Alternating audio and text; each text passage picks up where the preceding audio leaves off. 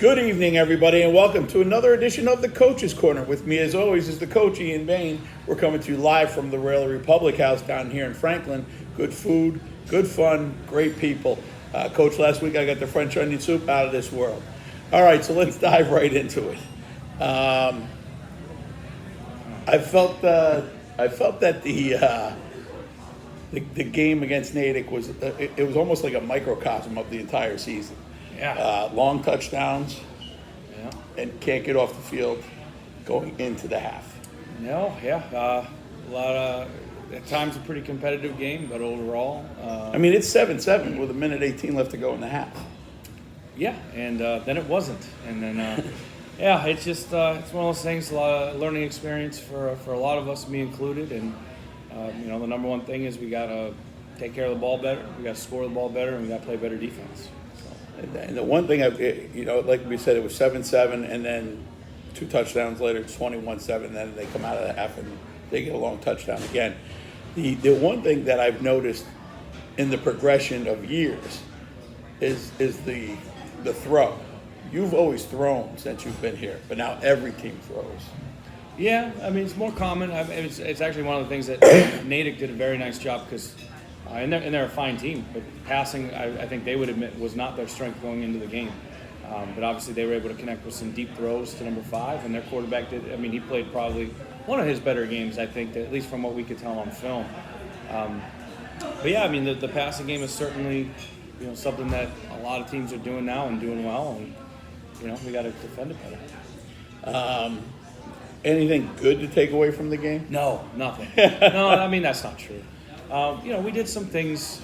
We did some things schematically that were better than things we had done. We handled a couple fronts a little better than I think we had in the past. Able to get a couple guys back healthy, so some of the 2 tight end stuff I thought was pretty effective. I think the biggest thing is just consistency. We just haven't found a way to be consistent. A lot of times that comes from experience. Or inexperience, and also just coaching. Like, are we still doing enough to reinforce the same things that make the team successful and staying true to our core values as a program? I think we are, but we need to find a way to be consistent. I think if we can ever find that with this squad, we only have one more opportunity to do that. Consistency is really the key, and sometimes you got to learn that the hard way, and we're learning it the hard way, but it's a valuable lesson. Do you consider this team a young team based upon injuries, based upon the amount of seniors you have? No. And first, even if we were a young team, I think talent is the number one thing. We have the talent, so that's the first thing is, we have the talent to be good. We have enough senior leadership to be better than our record is. We just haven't put together those games and come through in the critical moments, and that's coaching too. I mean, we haven't. I think we can all point to moments where the call wasn't great on offense, defense, or special teams. We could have done something better. And then also there's a lot of mistakes in all 3 phases of the game, whether it's handling of a kick, whether it's missing a block, whether it's whatever. And kind of when you got to just execute better. We're young in some spots, but I think I can think of almost every team that we've had when we were successful. We've always had sophomores that played a role on those teams, and juniors that played a role on those teams. So I think it's a good balance of senior, junior, sophomore. Not exactly a third, but I wouldn't chalk it up to youth or inexperience. I just think our area of weakness though will improve in time. Tackling definitely seems to be an issue. It reminds me of when you first started. Do you hear the people, in my day, when I played at Franklin, we tackled every day at practice. These guys don't ever hit at all. Now, I know in youth, we barely hit, and we take your method and we take it because we end up hurting ourselves.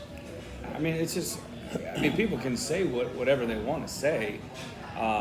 If you go to any college campus, if you go to any NFL team, if you go to most high school teams, nobody tackles to the ground. And there are actually rules against how much time you're allowed to go full.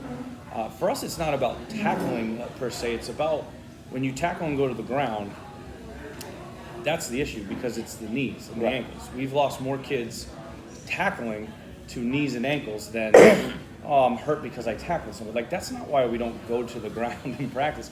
The other part of it is, and this is, again, it's philosophical. People are welcome to whatever they want to say about it. And honestly, I don't care. Like, Right. I could care less.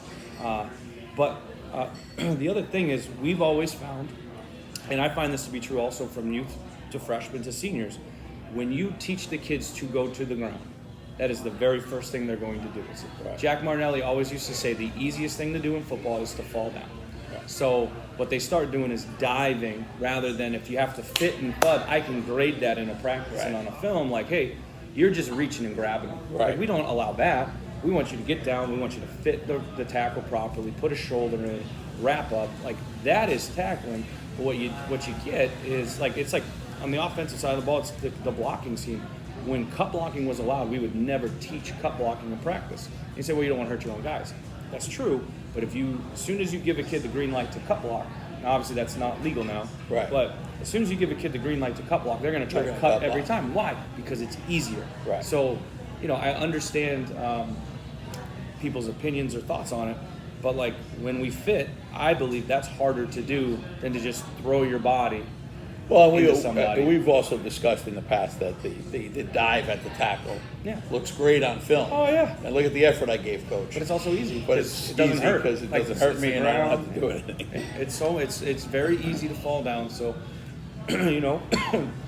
we want what we do in practice to show up on the game film. So Right. if we want to fit and tackle properly in a game, we're gonna fit and tackle properly at practice, and there's a lot of different ways to do that. We try to expose our kids to a lot of different ways to do it, but there's not a perfect 100% way to do it. Otherwise, everybody would do it. So. Losing streaks. You're in a good one right now, scoring wise and everything.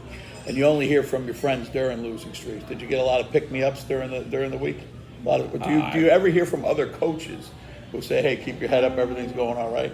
No, but I think because coaches don't think that way. Right. It's just like, if we lost 100 games in a row, are we going to go into this game Tuesday thinking we're going to lose? I'm not. Right. I might choose to not. Like, I went radio silent. That's usually my answer. And it's not because of being a poor sport. It's just like, I don't want any of those things because I know what the problems are. Right. We're working on the problems. And sometimes, like the worst is TJ. She's always so nice. She's, it's just like, I don't need this right now. Yeah, wait till 5 gets to the program and see how nice she is. Yeah, well, but you know what I mean? It's like, I don't need a pick-me-up right now. Right. And, and I just say that because she's been such a great friend and a big part of our program. She ran an important marathon this week, and I was more more interested. She'll point out half marathon, but to me, you run that much, that's a marathon. You run 100 feet in my house, it's a marathon. When it was all said and done, and I wasn't happy this weekend, but I was more interested in how she did with her race and the money that she was able to raise, and the 3-on-3 tournament going on at the school and thinking about that. So, and then obviously getting ready for football. So it's not about sulking or avoiding, but it's really just about, I think coaches understand that, like, that's the last thing we want to hear is, hang in there, pal, it's okay. And it's just like, we got to just work better, harder, more efficient. And there are things that we need to address this off season with our football program, and I won't disclose that here, but some things that will make us a better team, and some things that I think all of us, adults included, are taking for granted. When you have to disconnect from just disconnect and take a step back. I know it's, as a parent who went through it for 4 years, or 8 years actually. It's when you're in the situation, it's difficult. I'm sure the students, it's a difficult way. As a coach, how do you disconnect for the weekend? Or just get away? I think the number one thing is just the phone is so much easier just to get rid of the phone. So that's how I disconnect, number one. Watch more film, as sick as that is, because it just focuses you on the next thing. Just try to log some hours there, watch some games on TV. And then, honestly, it's awesome because, my kids don't care. you know, my wife doesn't care. Like, they're like, oh, you know, sorry you lost. And my son's pissed off. And he's like, but then he's like, yeah, you want to go play football? And, you know, he's got his Mac Jones jersey on, which he's ride or die. He's ride or die with Mac Jones. And you know, we're running routes in the backyard, and he's 7, doesn't know what the hell he's doing. But, you know, stuff like that helps to kind of disconnect. But I think just immersing yourself back in the work, evaluating a little better, but just also kind of having some headspace that's quiet is important. So you get a Thanksgiving game, not on Thanksgiving, but at Fenway. So it's special in so many ways. It's cool. You're going to be on the football field long before Zach Brown ever gets onto, or the baseball field long before Zach Brown ever does. And he's told me about that. And we know Coach Lee is not. He honors that Thanksgiving tradition, which I think is really, really cool, no matter what position he's in. What do you see in this KP team? I mean, other than the fact that every year we say they're an incredibly coached team. Yeah, I want to say the second year, 2017, I thought that was their best team that they had.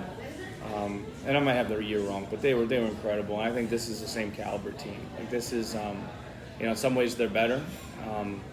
In some ways they're just as good, and I wouldn't say worse, but, you know, maybe they're not better, but they're just as good. So it's scary. I think they have a lot of guys. I think that the main difference is this team, they have amazing players, but, like, they have more than one. So it's not like, you know, all right, they're just going to give the ball to the one dude over and over and over again. Right. They've got a bunch of guys. They've got a quarterback that can throw. They've got big receivers. They got tight ends, O-line, D-line, linebackers. I mean, and they're always great on special teams and in the kicking game. So, like, there's not a weakness.